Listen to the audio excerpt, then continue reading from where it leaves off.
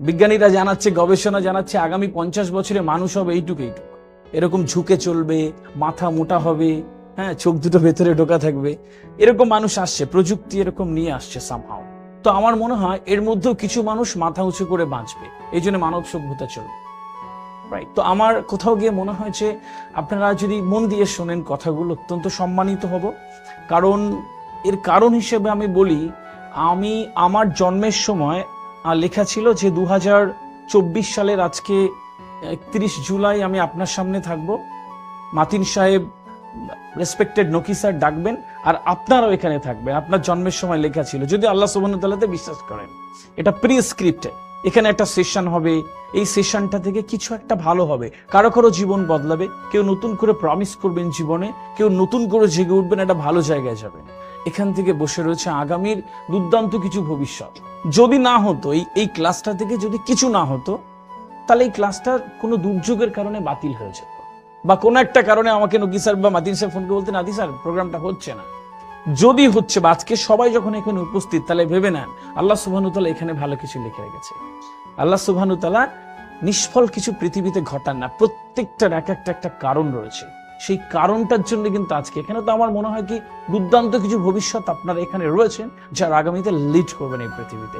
আমি আস্তে আস্তে স্যারের গাড়িতে একটা কথা বলছিলাম, সুইজারল্যান্ডে যত লোক আছে ভারতবর্ষে তার থেকে বেশি সারা বছর ইঞ্জিনিয়ার তৈরি হয়। ভারতবর্ষে যত ইঞ্জিনিয়ার তৈরি হয়, সুইজারল্যান্ডে অত লোক নাই, তারপরেও টেকনোলজিতে তারা সেরা। তার নির্দিষ্ট কিছু কারণ আছে, এই নির্দিষ্ট কিছু কারণ আমার ভেতরে আমাকে আইডেন্টিফাই করতে হবে, দ্যাট ইজ ইম্পর্টেন্ট। কেন করবো? কারণ পৃথিবী বদলাচ্ছে। আপনি এখানে বসে রয়েছেন 50 জন, 70 জন, 100 জন, ঠিক আপনার মতন হাজার হাজার ছেলে মেয়ে, যারা ঠিক এই সময় তারা এই ভারতবর্ষে কোথাও না কোথাও দমে লড়ে যাচ্ছে তাদের আগামীর জন্য। জিতবে তারা। আবার একটা প্রজন্ম পুরো এই সময় ফেসবুক, রিলস আর ইউটিউবে জীবন কাটিয়ে নিচ্ছে। তো আমার কোথাও গিয়ে মনে হয় যে we need to concentrate our study, আমাদের যে জায়গা, ওই জায়গাটা আমাদের দরকার, রাইট? তো I would like to start my speeches from here today. আপনারা 12 ফেল সিনেমা দেখেছেন?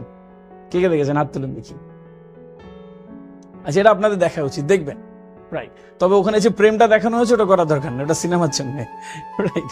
ওটা একটু গল্প টুইস্ট দিতে হয় আর কি। হ্যাঁ, তো বিষয় হচ্ছে যখন ওই ছেলেটি যে হিরো ক্যারেক্টার করেছে, যে ফেল করেছিল, দেখবেন ঘুরতে ঘুরতে ঘুরতে এখানে যাচ্ছে ওখানে যাচ্ছে, ইউপিএসসি কোচিং পাচ্ছে না, শেষে যখন দিল্লির একটা ইনস্টিটিউটে চলে গেল, তো ওনার টিচার একটা কথা বলেছিল যে UPSC not anything like, it is a motivation. UPSC কিচ্ছু না, এটা মোটিভেশন। যে মোটিভেশনটা ধরে রাখতে পারে সে আসলে এই জায়গাগুলো পরিবর্তন করছে। আপনি যদি দেখেন যে এরকম একটা মোবাইল আপনাদের সবার কাছে আছে, তাই না? এই মোবাইলটা যদি চার্জ না থাকে, এটা লোহার বস্তু ছাড়া আর কিছু, লোহার বস্তু ছাড়া কিছু, এটা কিচ্ছু না, এটা কাজে লাগে না। হিউম্যান বডিকে চার্জ করতে হয়, হিউম্যান বডিকে চার্জ করতে, এটা চার্জ না করলে এ খুব গতানুগতিক ওয়েতে যাওয়া শুরু করে। আর যখনই এ ট্র্যাডিশনাল ওয়েতে যাবে, তখন আপনি আমি দুজনেই একটি গতানুগতিক মানুষ হব। সকালে উঠবো, খাবো দাবো, কিছু একটা করবো, শুয়ে পড়বো। সকালে উঠবো, খাবো দাবো, কিছু একটা করবো, শুয়ে পড়বো। আবার বেশিরভাগ মানুষ এইটা করে।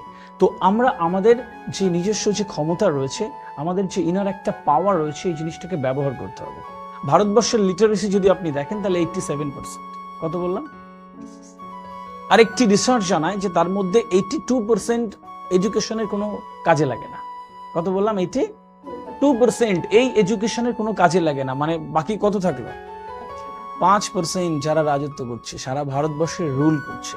এই 5% যারা জীবনটাকে উপভোগ করছে, এই 5% যারা জীবনটাকে দুর্দান্তভাবে এগিয়ে নিয়ে যাচ্ছে, গাড়ি বাড়ি ছুটছে, সুন্দর করছে, এই 5% করছে। এই 5%-এর সিজদা সবচেয়ে সুন্দর সিজদা হয়। গিয়ে নামাজে গিয়ে সিজদায় বলছেন সুবহানা রাব্বিয়াল আলা, আর উঠে ভাবছেন যে কি খাবো, বলেন সিজদা ভালো হবে? This is called the financial freedom. অর্থনৈতিক স্বাধীনতা রাখতে হবে আপনাকে। আনটিল এন্ড আনলেস আপনার ফিনান্সিয়াল ফ্রিডম থাকবে, আপনি মন্দিরে গেলেন পুজো করতে, দেখা গেল যে তারপরে গিয়ে কি খাবো জানি না, ঘরে চাল নাই, আপনার ওই প্রার্থনা ভালো হবে না। আপনি নামাজে গিয়ে বলছেন সুবহানা রাব্বিয়াল আজিম, আর আপনি বলছেন যে এরপরে কি করি, হায় আল্লাহ, রাইট? তো এইটাতে কখনো ভালো হতে পারে না। আমরা এখন নোবডি। নোবডি মানে কি? কেউ না, ইজন্ট ইট? নোবডি মানে we have to become somebody.